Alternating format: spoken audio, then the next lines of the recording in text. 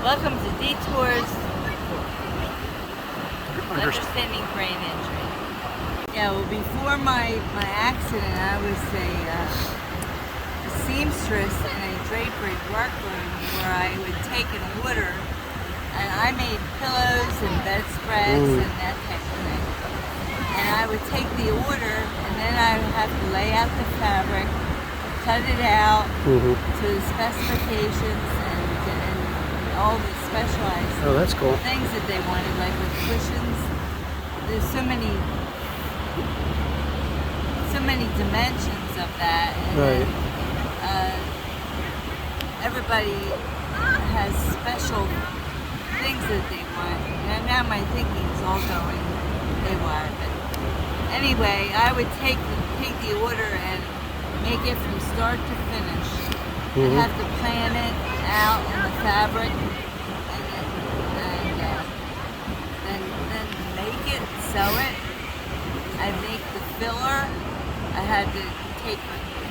So pretty sophisticated thinking and motor skills. How'd you do afterwards? Were you able to continue? I wasn't able to go back. And that's no surprise, because all of that requires high-level abstraction, requires spatial orientation, and that's the brain injury there, and that shows how profound your brain injury was. So, and that happens to a lot of us. You know, it's like after we just can't do a lot of the skills we did before. But you do pretty well. I mean, even despite all that. Yeah, well, it's taken me a long time. Yeah. Like I said, it's been 33 years now, and it's probably I'd say probably not until about the year 20 or so out that I finally started to feel more like myself. Yeah, I would agree. It's like just until and for me, I only started to admit I had problems just in the last few years. I did my best to hide everything, and so I finally embraced admitting there's a problem. And because I was trying to stuff it and pretend like I was perfectly fine, I wouldn't come out and admit anything, and I tried to not be seen after a certain amount of time. So I've embraced the problem, within the past couple years, and that's led to some issues too. But I need to admit. And so it's led to communications glitches and other things, but finally admitting there's a problem for me. And so that's hard too, you know what I mean? And it's really, really heartwarming when I go to church and I meet someone new, and then I tell them that I had a brain injury and was in a coma. They're shocked to know that, because they tell me they never guessed that to me. So that warms my heart to know that. Is there any advice you would give to people just who are new survivors dealing with brain injury? Just engulf and embrace what you love to do, and don't worry so much about all the little things. Just stick with what you know how to do, and love, and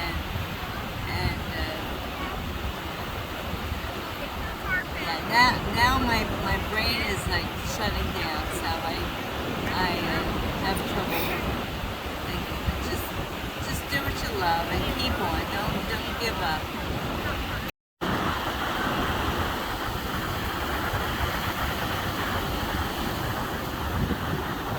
Okay. Oh, and if you don't find that you can do what you used to do, see if you can adapt and do things differently, or be a part of that same thing somehow differently, but still get the enjoyment that you had before. Another thing is that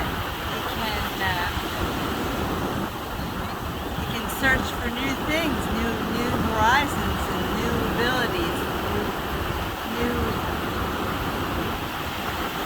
venues, and try something new, and learn a new skill or a new ability, and you might find something that you never knew you could do and enjoy. So always adapt. New people to meet. Right. That's always an important. I mean, you and I became friends through something totally different. Yeah. So Yeah, I mean, these are all really smart things, and I think a lot of people, like, they become stuck or set in their ways, and it's like, you don't have to, it doesn't always have to be the thing. You may find even more joy in trying something new and different. Right. Yeah, don't be stuck in your old ways and old things you used to do. Try something new, and you might surprise yourself. I think finding meaning, too, Yeah. is important. I think a lot of us, you know, it's like we had meaning in what we did before, and if we don't find meaning, we get, you know, like lost. And I think that's part of what it's like. We invested all of our meaning in something else, and then suddenly if we lose that, you know, because we're hurt or whatever else, and losing our meaning, suddenly, now what? And I know for me it was a struggle to refine meaning, and I found meaning in doing something else. And you know, I don't know, how about you? I remember that when I was in Grandma Rehab, they used to bring dogs in. And at that time, I wasn't in a position that I could enjoy meeting the dogs. But that was a memory that I kept in mind. And after I was finally able to drive again, 8 years after my accident, I was able to retest and get my license again. I sought after getting a dog and had her socialized and trained, and we ended up doing